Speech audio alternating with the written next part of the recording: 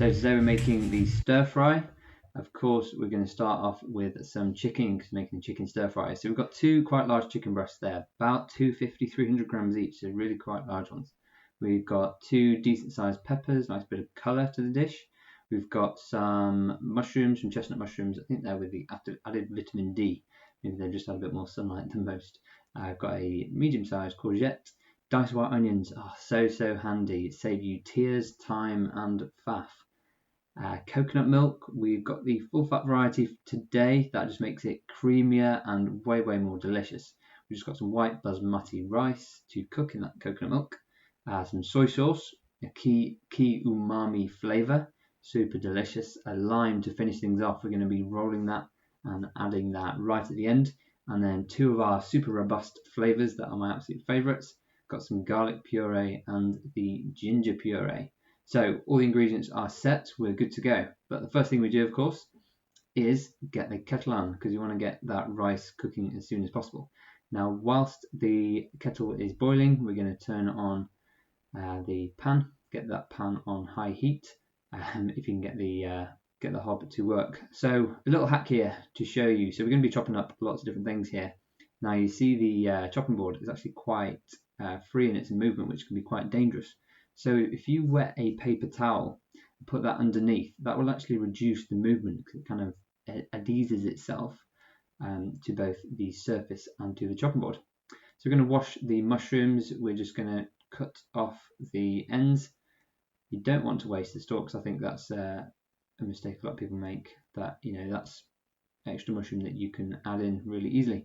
So I'm just going to halve those, and then using my knuckles to stop myself from cutting myself, I'm just slowly working my way down the mushroom like so.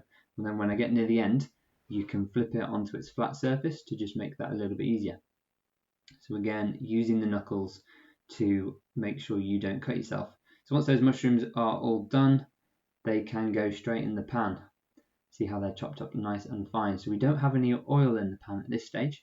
So as I mentioned before, adding oil when you have mushrooms, they will just absorb the oil basically. So we can dry fry those, no problem. They're just going to reduce down really nicely. So next up, whilst the mushrooms are frying away, the kettle is boiled. So we're just going to be adding the rice to the pan. I fancy a little bit more, clearly quite hungry. Come on Alex, that'll do. Okay, I'm feeding the 5,000 here, so yeah, apologies about that. So we're just going to top it off. You just want to cover the rice with water because remember, we are doing about 50-50 of water to coconut milk. So I'm going to be using the whole jar of coconut milk here. So yeah, let's get that open. Always remember to put the rice on the heat rather than just letting that be. Then I'm going to use my favourite contraption, the horizontal can opener. I'll post a link to this somewhere so you can access that because that's really handy. That the rice will absorb whatever flavours are present within the liquid or the water that it's held in. Okay, so you can see how nice and creamy that coconut milk is. We're just going to throw that straight in, and as it cooks, it's going to absorb all of that coconutty creamy goodness and just become, honestly, some of the best rice that you've ever had. Sure to give that a bit of a stir because I find the rice tends to stick together here, and if it's all stuck together then it won't be able to absorb all of that creamy coconutty goodness as we want it to. Okay, so just sort of alleviate that, let it all distribute nicely in the pan. So next up, the peppers, just going to wash those, and then we're going to cut off the stalks first, and you'll understand why very shortly. So once the stalks are cut off, that gives us a nice flat chopping surface which we can cut around and basically cut around the core of the pepper, so we can completely avoid having to deal with any of the seeds and any of the white bits within the inside of the pepper by using this technique. You see how easy that is. Just gently saw.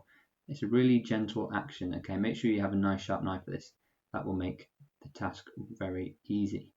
So once you've gone all the way around, the last one's always a little bit of a struggle. You can basically see you've left the entirety of the core there. So you can actually chop off the top. That'll just give you a little bit more pepper. And then we've got some really nice slices that we can then chop up finally. So again, we're going to cut off the stalk. That gives us a nice flat surface, and then just cut off those lovely pieces like so. So there will also be some pieces at the bottom that you can just slice off that maybe you've missed because you went slightly wide around the edge of the pepper, but you've left all of the core, all of the faff, and that is so easy to do. So now we're going to be using the knuckle trick again to just ensure we get nice thin slices without cutting ourselves. So you see my technique here?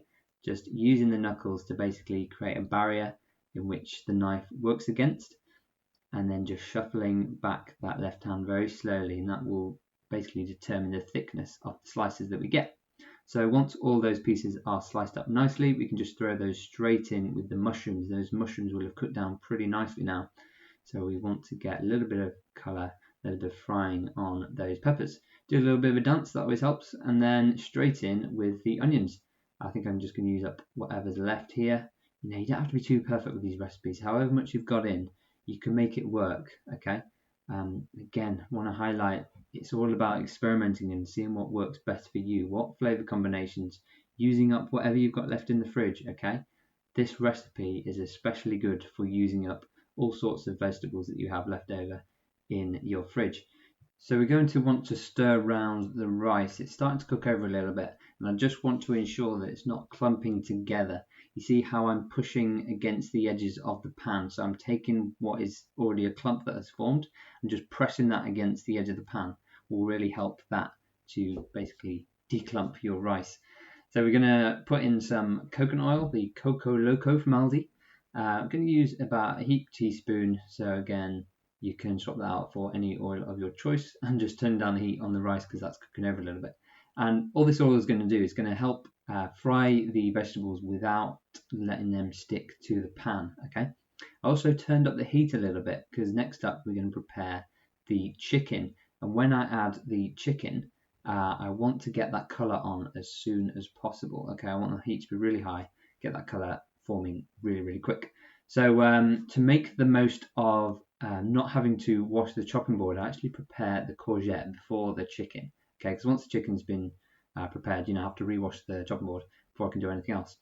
So we're just halving the courgette down the middle, and then we're doing this little bit of a fancy technique by coming in at an angle.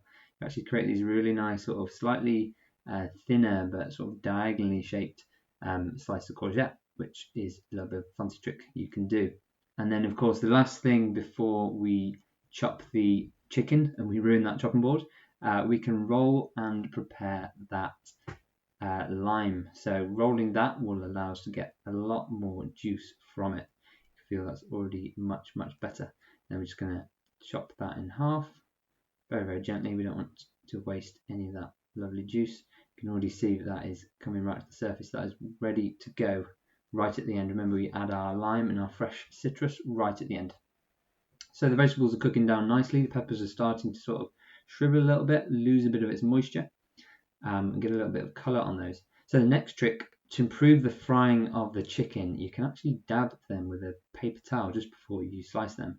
And that's just going to take away a little bit of moisture. So what that will avoid happening is, rather than when you put those in the pan and it starts to lose that moisture and the moisture almost makes the chicken boil, what will happen instead is that will just fry off really nicely instead, and you'll get more colour on that, which, as we know, more colour usually means more taste. Of course, that is personal preference. I prefer, you know, fried chicken with a bit more colour to it than sort of boiled chicken, should we say. So we're just going to remove off the sort of little fatty bits of the chicken. There's just a few bits usually on the right hand side of the breast.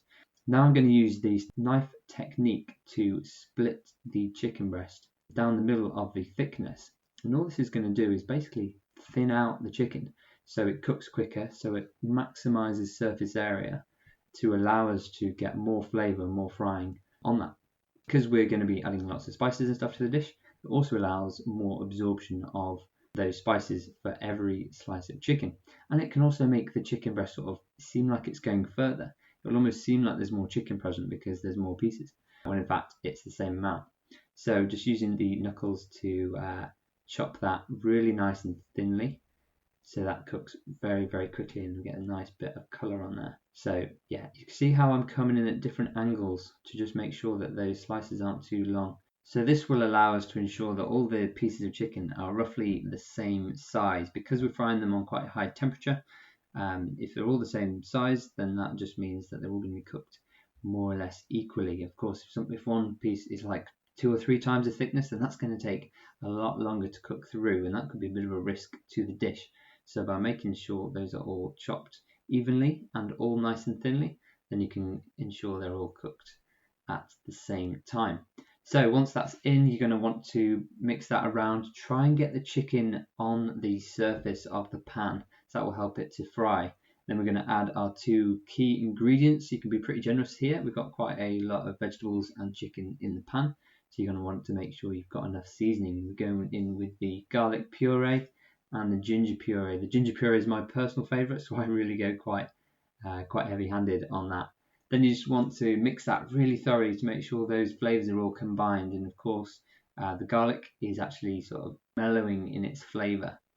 So the coconut rice is nearly done. You see how creamy that is. We're just going to want to make sure it doesn't stick to the pan. Then we're going to add pepper to the vegetables and the chicken.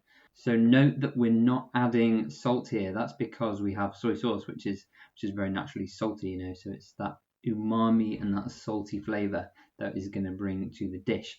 So the courgettes, we're adding those a couple of minutes before serving. That's really, really important because we don't want those to become too mushy.